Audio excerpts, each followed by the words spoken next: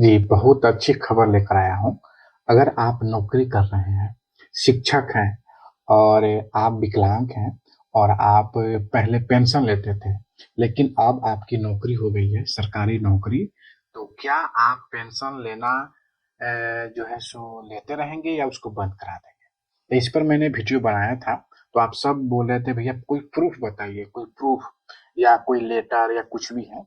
तो आज मैं उसी को बताने वाला हूँ। जी हाँ, मैंने आपको पहले भी बताया था कि मेरे पास अभी इस तरह के कोई प्रूफ नहीं है, लेकिन बहुत जल्द मेरे पास प्रूफ हो जाएंगे और उस प्रूफ के थ्रू मैं आपको बता पाऊंगा स्पष्ट, और आपको विश्वास भी हो जाएगा। तो देखिए, अगर आप दिव्यांग हैं तो आप अपना पेंशन लेना मत छोड़िए, लेते रहिए। पेंशन से आपकी नौकरी पर कोई दिक्कत नहीं होगा। जी एकदम, नोटिस में हम आपको अच्छी तरह से बताएंगे। तो चलिए नोटिस ही देख लेते हैं, उसका बाद आपका कंफ्यूजन भी दूर हो जाएगा। ये वो पेपर है जो मैं आपको बताने वाला हूँ। अब देख लेते हैं, सामाजिक सुरक्षा निर्देशालय की तरफ से यह इशू हुआ है, समाज कल्याण विभाग की तरफ से। और ये इसका डेट भी आप यहाँ देख सकते हैं कि डेट कब है। पटना 23/9/2025 में ही आरटीआई की रिप्लाई आ गया था। मेरे पास पेपर नहीं था, कहीं रखा गया था, तो खोजते हुए इतना टाइम लग गया, तो आज मैं आपको बना रहा हूँ 26 में। चलिए, इसमें क्या बोला गया था यह बात को हम देख लेते हैं, समझ लेते हैं। देखिए, इसमें जो है इसमें जो है कि विषय सूचना अधिकार अधिनियम 2005 के तहत सूचना उपलब्ध कराने के संबंध में। चलिए, अब ये सूचना क्या था, आप देखिए बताते हैं। महाशय, उपरोक्त विषय आपके द्वारा सूचना अधिकार अधिनियम के तहत मांगी गई सूचना का बिंदु संख्या 1 के प्रसंग में बिहार निःशक्त पेंशन के सूचना संख्या 13/14 दिनांक इतना उपलब्ध कराया जा रहा है।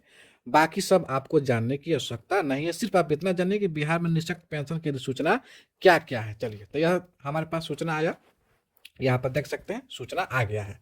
सामाजिक सुरक्षा निदेशालय, समाज कल्याण विभाग, बिहार सरकार, पटना अधिसूचना। और सूचना इसी का बात हो रहा था। चलिए, इसमें आप पूरा अच्छे से पढ़िएगा, तब जाके आपको समझ में आएगा कि जो भी दिव्यांग सरकारी कर्मी हैं उनको पेंशन और नौकरी नौकरी के साथ पेंशन मिलेगा या नहीं मिलेगा। इसको अच्छे से, थोड़ा सा लॉन्ग वीडियो हो जाएगा, तो अच्छे से समझिएगा। चलिए, बिहार द्वारा राज्य के निःशक्त व्यक्तियों को कल्याणार्थ 2007 से 8 बिहार राज्य निःशक्तता सामाजिक सुरक्षा पेंशन योजना 2007 क्रियान्वित है, जिसके अंतर्गत पात्र निःशक्तों को 200 रुपये, यानी सबसे पहले 2007 और 8 में 200 रुपये ही मिलते थे, प्रति माह पेंशन दिया जाता है। वर्ष 2009-10 से केंद्र सरकार इस इंदिरा गांधी निःशक्त पेंशन योजना लागू किया गया है, जिसके अंतर्गत गरीब रेखा से नीचे सूचीबद्ध परिवार के 18 से 64 वर्ष के आयु वर्ग के अति गंभीर रूप से विकलांग निःशक्त विकलांगता का प्रतिशत 80 आच्छादित किए जा रहे हैं। राज्य सरकार की मान्यता है कि केंद्रीय योजना से उद्देश्य पूर्ण नहीं हो रहा है। जो 200 रुपये मिलता था ना, तो वह केंद्र सरकार अपने अंश देती थी, तो उसकी प्रावधान था कि आपका उम्र 18 बरस से 64 बरस के बीच होनी चाहिए और आप गरीबी रेखा से नीचे आते हो।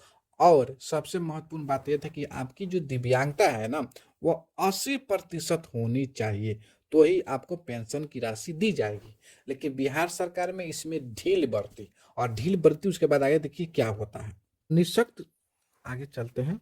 निःशक्त निःशक्त जनों को व्यापक रूप से सामाजिक सुरक्षा प्रदान करना राज्य सरकार का दायित्व है। इसी उद्देश्य की पूर्ति के लिए राज्य सरकार उन निःशक्त जनों को, जो कि उक्त राष्ट्रीय निःशक्तता सामाजिक सुरक्षा पेंशन योजना से आच्छादित होने हेतु अर्हता नहीं रखते हो, उन्हें बिहार निःशक्तता सामाजिक सुरक्षा पेंशन योजना में सम्मिलित करना चाहती है। तो बिहार सरकार ने क्या सोचा कि अगर केंद्र सरकार नहीं देना चाहती है 40% 50% वाले को पेंशन, तो बिहार सरकार ने एक अपना निकाला था, बिहार निःशक्तता सामाजिक सुरक्षा पेंशन योजना निकाली थी, जिसमें व्यापक तौर पर निःशक्त जनों को सामाजिक सुरक्षा पेंशन से आच्छादित मिल सके। राज्य सरकार यह भी चाहती है कि पेंशन स्वीकृत करने की प्रक्रिया सरल की जाए। पहले बहुत दिक्कत होता था, लेकिन अब सरल हो गई थी। यह सब बिहार सरकार की कहना है। बिहार सरकार ने इसे सरल बनाई भी है। राज्य सरकार सरल सरल की जाए जिससे कि अधिक से अधिक निःशक्त जन बिना किसी असुविधा के इस पेंशन प्राप्त कर सके। इन्हीं प्रयोजनों को प्राप्त करने के लिए बिहार निःशक्तता सामाजिक सुरक्षा पेंशन योजना 2007 के प्रावधानों में कतिपय परिवर्तन किए जा रहे हैं। आगे आइए। अतएव अधिसूचना संख्या इतना इतना 14/22 दिनांक 2007 द्वारा नियमित बिहार निःशक्तता सामाजिक सुरक्षा पेंशन 2007 का संशोधित मार्गदर्शिका निम्नवत बनाई जा रही है। यानी जो पेंशन के लिए मार्गदर्शिका है वह यही मार्गदर्शिका है। चलिए इसमें क्या कहा गया है पहले हम इसे समझते हैं। देखिए, बिहार निःशक्त सामाजिक सुरक्षा पेंशन योजना 2007 यथा संशोधित 2009 की मार्गदर्शिका 2007 में मार्गदर्शिका आई थी, लेकिन इसमें कुछ संशोधित किया गया और फिर 2009 में इसे अच्छे तरह से संशोधित करके कुछ जोड़ी गई और कुछ बातें हटाई गई। वह देखिए, पात्रता। सबसे पहले बात यही है कि आप लोग पूछते हैं कि भैया नौकरी के साथ हम पेंशन ले सकते हैं या नहीं ले सकते हैं, तो इसकी क्या पात्रता है पहले यह जान लीजिए।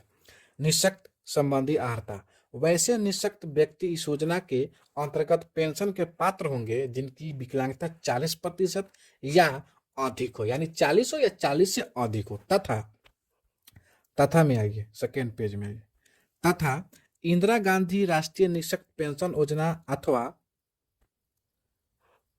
इंदिरा गांधी राष्ट्रीय वृद्धजन पेंशन योजना के अंतर्गत पेंशन पाने के अर्थ 18 से 64 वर्ष की आयु के वर्ग के 80% या अधिक विकलांगता से ग्रस्त निःशक्त गरीबी रेखा के अधीन सूचीबद्ध तभी मिलेगा जो केंद्र सरकार का जी किसी भी पेंशन योजना का लाभ नहीं ले रहा हो।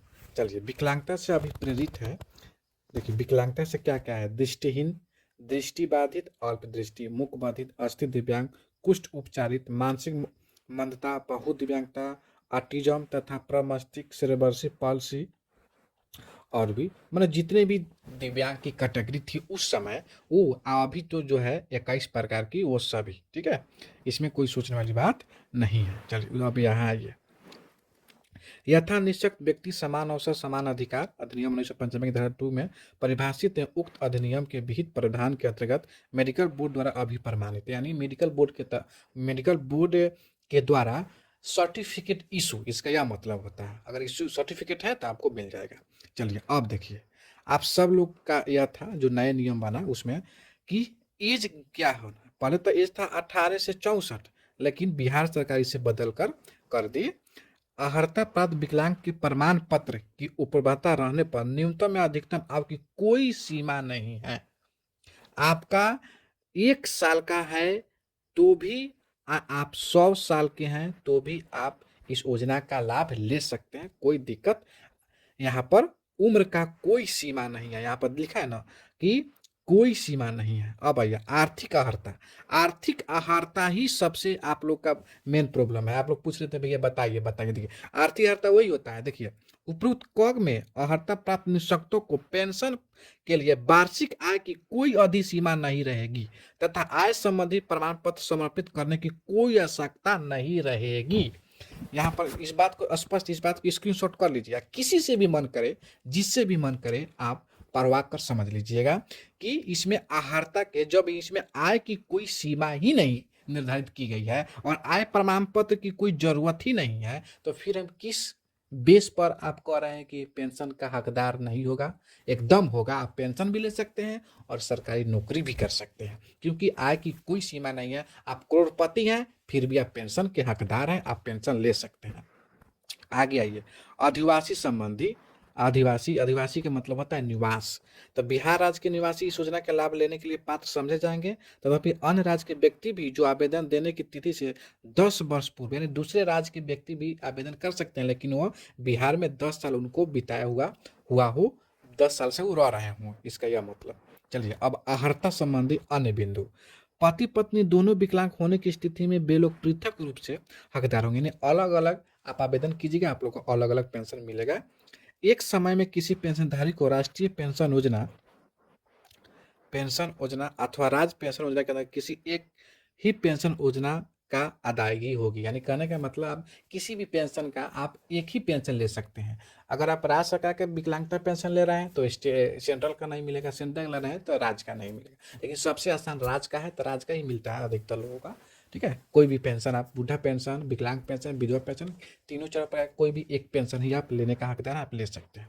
अब आइए पेंशन के लिए आपको आवेदन कैसे भरना है। तो 2 प्रति में आपको आवेदन समाप्त करना है। आवेदन प्रपत्र ग्राम पंचायत, प्रखंड विकास पदाधिकारी, नगर निगम, नगर पालिका या नगर परिषद, अनुमंडलीय कार्यालय, समाहर्ता तथा जिला सामाजिक सुरक्षा कोषांग के कार्यालय और समय समय पर जिलाधिकारी द्वारा अधिसूचित कार्यालयों के द्वारा मुफ्त उपलब्ध कराया जाएगा। ठीक है, प्रपत्र की अनुपालता की दशा में सादा कागज पर भी आप लिखकर जमा करा सकते हैं, कोई दिक्कत नहीं होगा। चलिए अब यहाँ आइए, आवेदन देने के लिए कोई फीस नहीं ली जाएगी। जिन निःशक्त लाभार्थी को विकलांगता के संबंध में निःशक्त व्यक्ति समान अवसर, यह चीज आप देख ही लिए हैं।